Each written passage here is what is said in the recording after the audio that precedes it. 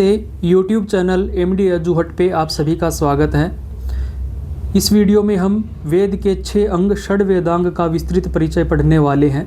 यह वीडियो संस्कृत में UGC net, HTET, CTET की तैयारी कर रहे या किसी अन्य प्रतियोगी परीक्षा की तैयारी कर रहे विद्यार्थियों के साथ साथ हिंदू अध्ययन और इंडियन नॉलेज सिस्टम के विद्यार्थियों के लिए भी उपयोगी है।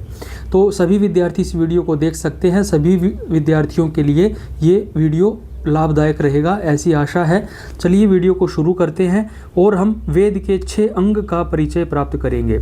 इससे पहले हम 2 वीडियो बना चुके हैं जिसमें हमने चारों वेदों का विस्तृत परिचय पढ़ लिया है। ऋग्वेद, यजुर्वेद, सामवेद और अथर्ववेद, इन चारों वेदों के विस्तृत परिचय पढ़ चुके हैं हम। वो वीडियो आपको चैनल पर जाकर के देख सकते हैं, प्लेलिस्ट में मिल जाएंगी।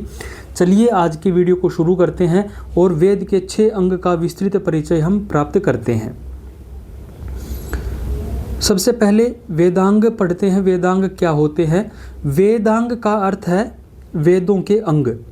वेदों के गूढ़ और वास्तविक अर्थ को जानने के लिए, समझने के लिए जिन ग्रंथों की, जिन शास्त्रों की सहायता लेनी पड़ती है, जिन शास्त्रों की आवश्यकता होती है, उनको वेदांग कहा जाता है।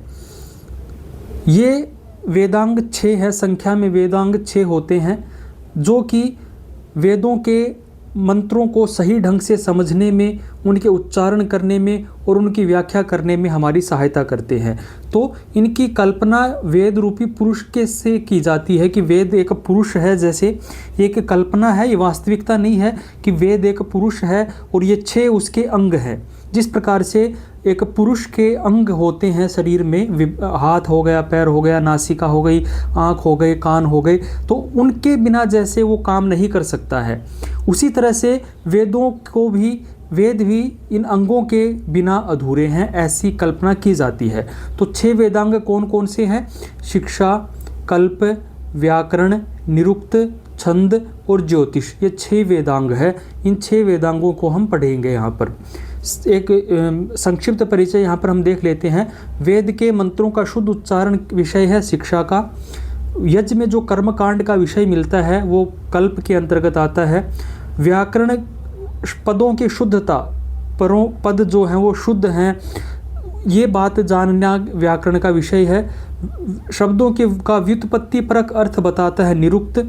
छंदों की जो गायन की विधि है वो वेद मंत्र छंदों में निबद्ध होते हैं, उनके गायन की विधि छंद के अंतर्गत आती है।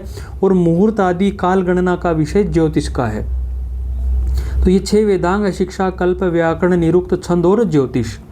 आगे हम पढ़ते हैं। शिक्षा वेदांग आता है। शिक्षा वेदांग के बारे में हम पढ़ेंगे। शिक्षा वेदांग वेदों का सबसे पहला और महत्वपूर्ण अंग है। शिक्षा को वेद पुरुष का घ्राण अर्थात नासिका माना जाता है। ये बात इम्पोर्टेंट है, याद रखने की है कि शिक्षा वेदांग को वेद रूपी पुरुष की नासिका या घ्राण कहा जाता है। यह उच्चारण और ध्वनि विज्ञान से संबंधित है। इसका संबंध, शिक्षा वेदांग का संबंध वर्णों के शुद्ध उच्चारण और ध्वनि विज्ञान के साथ है। आचार्य सायण शिक्षा के विषय में कहते हैं कि स्वर वर्णादि उच्चारण प्रकारों यत्र शिक्षते सा शिक्षा, कि जहाँ पर स्वर और वर्णों के उच्चारण का प्रकार सिखाया जाता है, शिक्षा दी जाती है, वो शिक्षा है। शिक्षा वेदांग का मुख्य उद्देश्य वैदिक मंत्रों का शुद्ध उच्चारण करना है। शिक्षा के 6 अंग होते हैं। शिक्षा वेदांग के भी 6 अंग है: वर्ण, स्वर, मात्रा, बल, साम और संतान। ये 6 अंग है। यहाँ से भी प्रश्न बनते हैं कि शिक्षा वेदांग के ये 6 अंग हैं, जैसे वर्ण, स्वर, मात्रा, बल, साम और संतान। तो यहाँ से भी किसी भी तरह से प्रश्न पूछा जा सकता है। तो आपको ये चीज़ याद रखने की है कि शिक्षा वेदांग के 6 अंग है: वर्ण, स्वर, मात्रा, बल, साम और संतान। पाणिनि शिक्षा और याज्ञवल्क्य की शिक्षा आदि इसके प्रमुख ग्रंथ है। अशुद्ध उच्चारण से मंत्रों का अर्थ और प्रभाव बदल जाता है, इसलिए शिक्षा का ज्ञान अनिवार्य माना गया है। कि वेद मंत्रों का जब उच्चारण किया जाता है तो यदि हम उसका अशुद्ध उच्चारण करते हैं तो इससे उसके अर्थ भी बदल जाते हैं और उसका जो प्रभाव होना होता है वो प्रभाव भी नहीं हो पाता। इसलिए उच्चारण का सही ज्ञान होना जरूरी है। इसलिए शिक्षा के वेदांग की बड़ी ही महत्वपूर्ण भूमिका है वैदिक साहित्य में। अगला वेदांग है हमारा, आगे इसमें कुछ शिक्षा ग्रंथों को हम देख लेते हैं, परिचय प्राप्त कर लेते हैं। प्रमुख शिक्षा ग्रंथ हैं ऋग्वेद, ऋग्वेद से संबंधित शिक्षा ग्रंथ है पाणिनीय शिक्षा और ऋक् प्रातिशाख्य। ये प्रश्न पूछे जाते हैं परीक्षाओं में कि पाणिनीय शिक्षा का संबंध किससे है, ऋक् प्रातिशाख्य का संबंध किससे है। और इसके बाद यजुर्वेद है, यजुर्वेद के याज्ञवल्क्य शिक्षा है, वासिष्ठी शिक्षा है, मांडव्य, अवसान निर्णय, भारद्वाज, तैत्तिरीय शिक्षा, माध्यन्दिन शिक्षा और वाजस्नेयी शिक्षा, इनका संबंध यजुर्वेद से है। सामवेद में नारदीय, ऋक्तंत्र प्रातिशाख्य और पुष्य सूत्र प्रातिशाख्य। इसी के साथ साथ अथर्ववेद के साथ संबंध है मांडुकी शिक्षा का, शौनकीय प्रातिशाख्य का और अथर्ववेद प्रातिशाख्य का। ये बड़ा ही महत्वपूर्ण स्लाइड है, अगर आप चाहें तो इसको नोट कर सकते हैं या इसका स्क्रीनशॉट ले सकते हैं। आप इन दो के बीच में थोड़ा कंफ्यूज हो सकते हैं, ऋक्तंत्र प्रातिशाख्य और ऋक् प्रातिशाख्य। तो ऋक् प्रातिशाख्य ऋग्वेद का है, ऋक्तंत्र प्रातिशाख्य तंत्र जहाँ पर आ जाए वो सामवेद से संबंधित है। तो इसको आप इस तरह से याद रख सकते हैं। आगे हमारा है कल्प वेदांग। कल्प वेदांग दूसरे नंबर पर आता है। कल्प वेदांग वैदिक कर्मकांडों और अनुष्ठान विधियों का व्यवस्थित शास्त्र है। वेदों में जो कर्मकांड और अनुष्ठान का वर्णन किया गया है उनको व्यवस्थित रूप से समाज के सामने लेकर के आने का जो काम है वो कल्प वेदांगों का है। इनमें सूत्रों के माध्यम से उनकी विधियां बताई गई है। कल्प वेदांग के भी 4 भाग होते हैं, श्रौत सूत्र, गृह्य सूत्र, धर्म सूत्र और शुल्ब सूत्र। तो इनमें कौन सा सूत्र का क्या काम है? सबसे पहले स्रोत सूत्र है। स्रोत सूत्र क्या करते हैं? यह यज्ञ यागादि अनुष्ठानों का वर्णन किया गया है। इसमें छोटे से लेकर के बड़े यज्ञ जो होते थे, एक दिन से लेकर के सालों वर्षों तक चलने वाले जो यज्ञ होते थे उनका वर्णन मिलता है स्रोत सूत्रों में। उसके बाद गृह्य सूत्र है। इसके अंतर्गत जो गृह घर में अनुष्ठान किए जाने वाले, जो घर में किए जाने वाले अनुष्ठान जैसे 16 संस्कार हमारे हैं उनका विवेचन गृह्य सूत्रों में किया गया है। उसके बाद धर्म सूत्र है। चारों वर्णों व चारों आश्रमों के कर्तव्यों का विवेचन इसमें मिलता है। 4 वर्ण हो गए, 4 आश्रम हो गए। इन चारों वर्णों और चारों आश्रमों के कर्मों कर्तव्यों का विवेचन धर्म बताया गया है। धर्मशास्त्र धर्म सूत्र है। बाद में जो धर्मशास्त्र जैसे मनुस्मृति, याज्ञवल्क्य स्मृति, कौटिल्य का अर्थशास्त्र या दूसरी स्मृति शास्त्र चले वो उनका आदि जो है वो धर्म सूत्र ही है।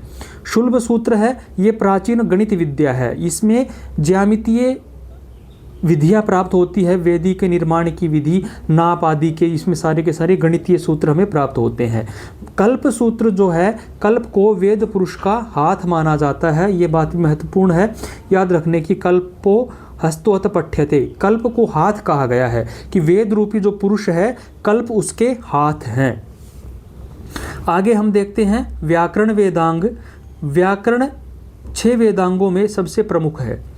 व्याकरण को मुख्य कहा गया है कि 6 वेदांगों में व्याकरण का स्थान प्रमुख है, सबसे प्रमुख व्याकरण है।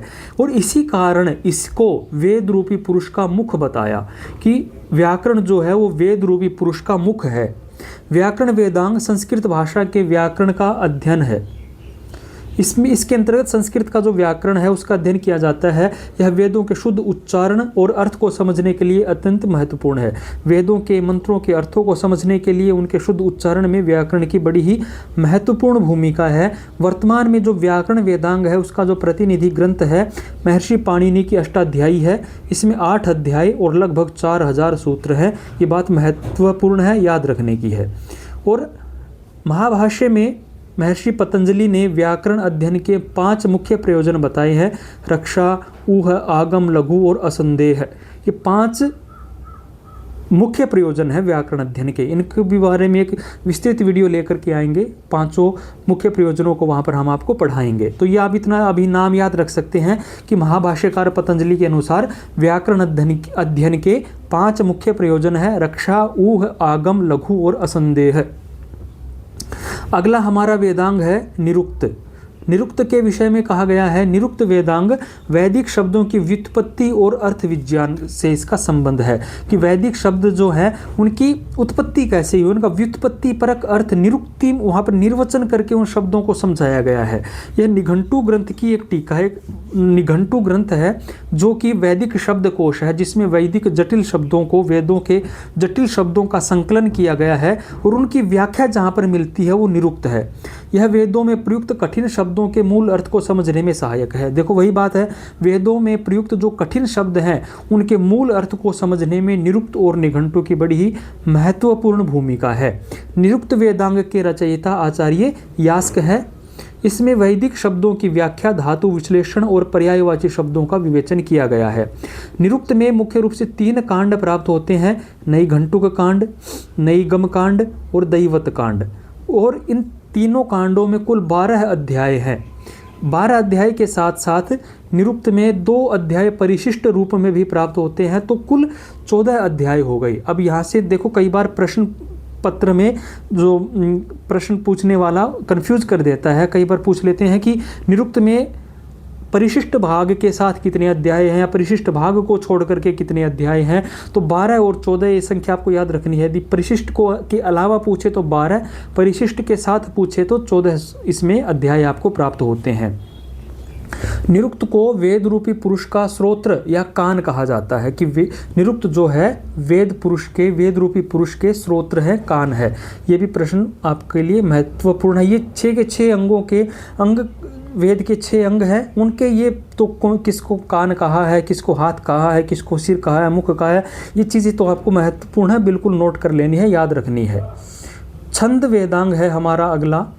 छंद वेदांग वैदिक काव्य की लय, मात्रा और ताल का शास्त्र है। छंद का अर्थ आप समझते हैं, छंद से अभिप्राय है गायन से।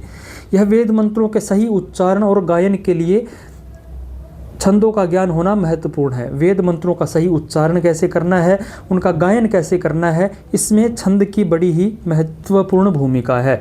छंद शास्त्र के आचार्य पिंगल हैं। इन छंद शास्त्र, छंद सूत्र मिलता है, उसके लेखक प्रणेता आचार्य पिंगल है। इस वैदिक कुल 7 छंद हमें प्राप्त होते हैं। वेदों में कुल 7 छंद प्राप्त होते हैं, जिनमें मुख्य रूप से गायत्री, त्रिष्टुप, जगती और अनुष्टुप ये मुख्य हैं।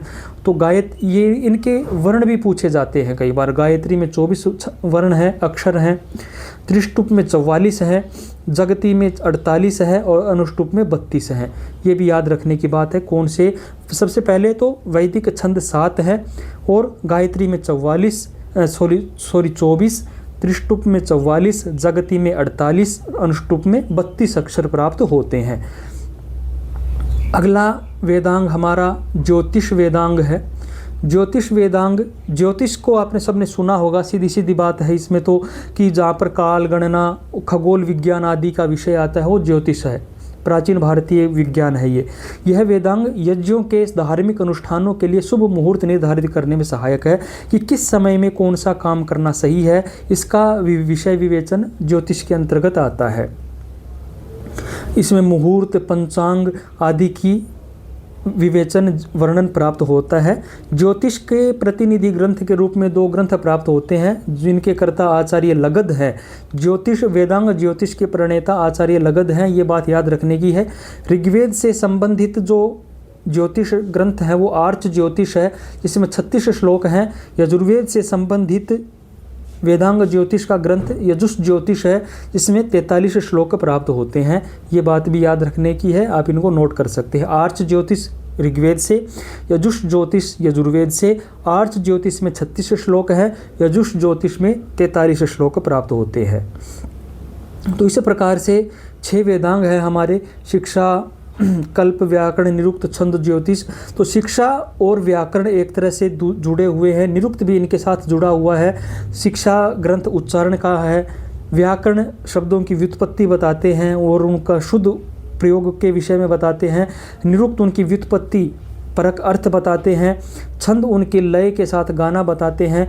कल्प वेदांग के अंतर्गत, कल्प सूत्रों के अंतर्गत विधि विधान, यज्ञ के विधि विधान और सामाजिक और धार्मिक नियम उसमें आते हैं और मुहूर्त आदि का निर्धारण ज्योतिष वेदांग के अंतर्गत किया जाता है। तो मुख्य रूप से हम यही कह सकते हैं कि 6 वेदांग वेदों के अर्थ को समझने के लिए बड़े ही महत्वपूर्ण है। इनके बिना वेदों के वास्तविक अर्थ तक पहुँचा नहीं जा सकता है, नहीं जान सकते हैं हम। तो ये विषय Sanskrit, Hindu studies, Indian knowledge system, तीनों ही विषय के विद्यार्थियों के लिए बड़ा ही महत्वपूर्ण है, इम्पोर्टेंट है। तो आशा है ये वीडियो आप लोगों के लिए उपयोगी रहा होगा। इसी तरह की वीडियो आपको हमारे यूट्यूब चैनल MD एजुहट पर मिलती रहेंगी। मिलते हैं अगले वीडियो में। धन्यवाद, नमस्ते।